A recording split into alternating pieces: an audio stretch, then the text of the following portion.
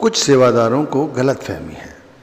फिर चाहे वो सैनिटरी की सेवा कर रहे हों, पंडाल की सेवा कर रहे हों, सिक्योरिटी की सेवा कर रहे हों, या किसी अन्य तरह की सेवा कर रहे हों।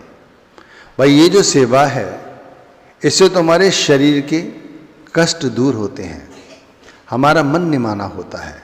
असल सेवा तो भजन सुमिरन है। भजन सुमिरन आपने किया नहीं तो आपको नाम की शक्ति प्राप्त नहीं होगी। आपको दुख और तकलीफ़ें थोड़ी सी भी आएंगी, आप परेशान हो जाएंगे, आप डोल जाएंगे। आपने भजन सुमिरन तो किया नहीं है। भजन सुमिरन से ताकत आती है, भजन सुमिरन से।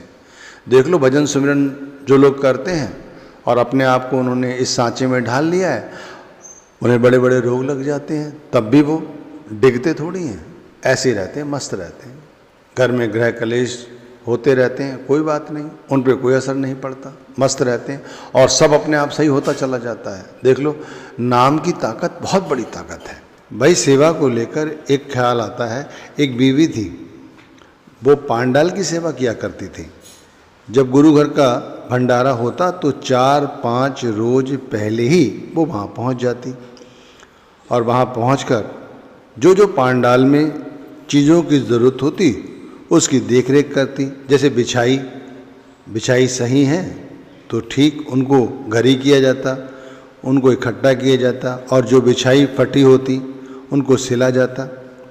तो वो उस कार्य को बड़ी शिद्दत से करती, सुबह, दोपहर, शाम, रात, मतलब वो दिन 5-7 दिन कब बीत जाते उसे पता ही नहीं चलता। और वो घर आके उत्सव मनाती कि उसने बहुत अच्छी तरह सेवा की है। अब उसके घर कुछ होने लगा, जैसे घर गृहस्थी में होता है, अक्सर छोटी छोटी बातों पर गृह कलेश हो जाते हैं। अब वो होने लगे। जब वो होने लगते थे तब वो डर जाती थी। वो गुरु के आगे फरियाद करती, हाथ जोड़ती, लेकिन फिर भी उसका डर दूर नहीं होता।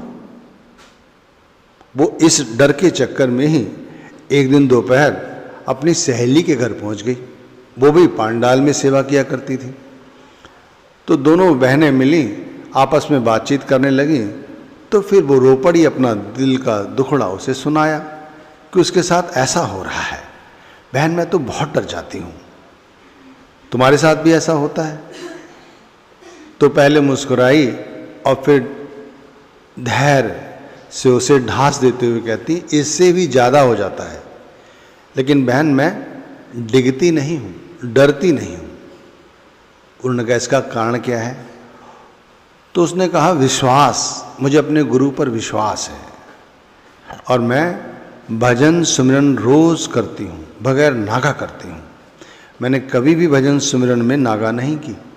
यहाँ तक कि जब गुरु घर के भंडारे में जाती हूँ तो यदि 2 से ढाई घंटे की बैठक नहीं कर पाती तो भी उस बैठक को पूरा कर ही लेती हूँ। चाहे आधा घंटा सुबह बैठूँ, चाहे दोपहर बैठूँ, चाहे शाम बैठूँ, चाहे रात्रि बैठूँ। भजन सुमिरन करते करते अब मेरा विश्वास बन गया है। अब वो विश्वास डिगता नहीं है। चाहे कोई बात हो जाए, किसी तरह की बात हो जाए, मैं नहीं डरती। मौत से भी नहीं डरती, बीमारियों से भी नहीं डरती, किसी चीज़ से नहीं डरती। डरना क्या, जब हमें पता ही है कि शब्द सब कुछ है। आत्मा और शब्द दोनों एक हैं और एक ही जगह हैं। अब गुरु ने इससे पर्दा उठा दिया है। अब पहले मन के ताबे में थे, अब मन के ताबे में नहीं है। जब भी मन डराने की कोशिश करता है, गुरु का ध्यान करने लगती हूँ, डर छूमंतर हो जाता है। छोटी सी बात होती है, उसे सोच सोच कर पहले बड़ा करने लगती थी, सोचे चली जाती थी, उसी छोटी बात को बहुत बड़ा कर लेती थी।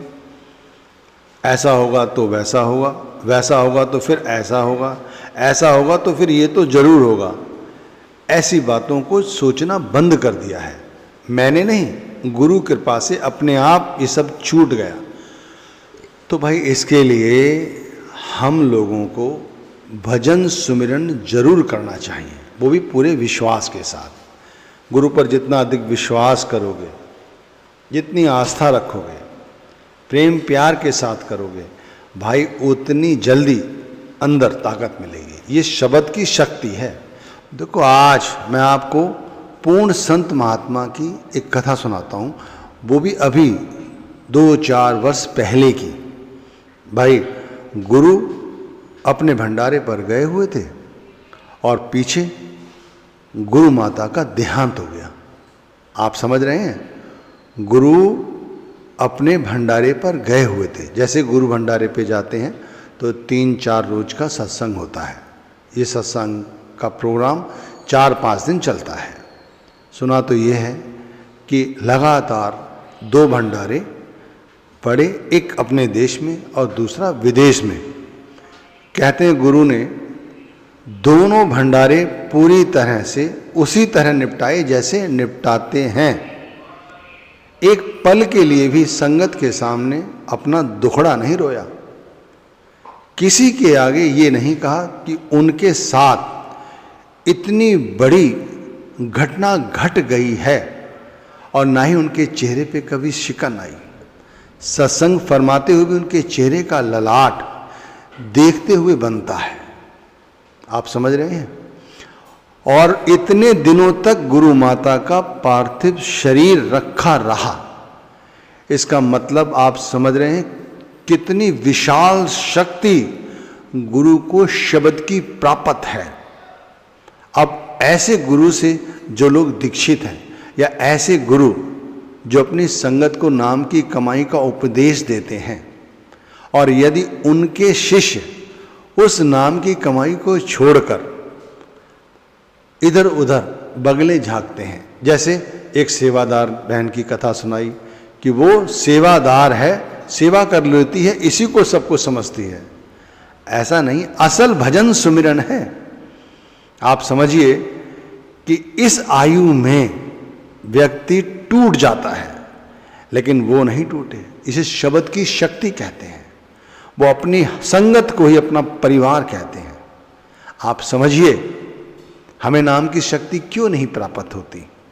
हम अभी तक नाम मिलने के बावजूद भी नाम के साथ नहीं जुड़ पाए हैं। इसका कारण क्या है?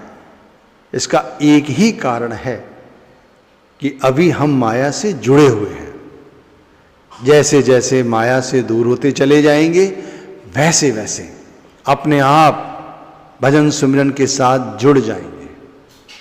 जैसे जैसे भजन सुमिरन करेंगे, वैसे वैसे माया अपने आप हमसे दूर होती चली जाएगी।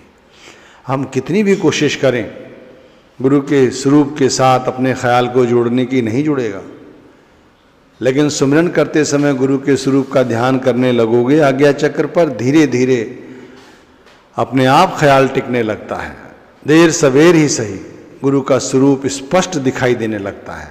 उसी स्वरूप से प्रकाश की किरणें दिखाई देती हैं, उसी स्वरूप से शब्द धुन प्रकट होती है, उसी स्वरूप से अपने अंदर उतरकर उस परमेश्वर का रास्ता पता चलता है जहाँ वो रहता है। बड़े बड़े संतों महात्माओं की वाणियाँ आपके साथ साझा की जाती हैं, फिर उनकी व्याख्या की जाती है। वो इसीलिए की जाती है जिससे आप भजन सुमिरन कर सकें। भजन सुमिरन करने के लिए ही आपसे बार बार कहा जाता है। सत्संग करने का प्रयोजन क्या है? सिर्फ सुमिरन भजन आपसे करवाना। आपसे भजन सुमिरन जितना अधिक हो सके उतना करो। दुनिया की चीजों के लिए जितना मन लालायित रहता है, उतना आप भजन सुमिरन के लिए मन को जागृत करो। एक बार नाम की शक्ति प्रकट हो गई तो जीवन जीना आसान हो जाएगा। जब तक नाम की शक्ति प्राप्त ना हो तब तक नाम की भजन बंदगी जारी रखो, और जब प्राप्त हो जाए तब भी उस शब्द की शक्ति को अपने अंदर हजम करो और नाम के साथ जुड़े रहो। जितना जुड़ सकते हो जुड़े रहो, चलते फिरते उठते बैठते सोते जागते, बस शब्द की कमाई हमारा यही लक्ष्य होना।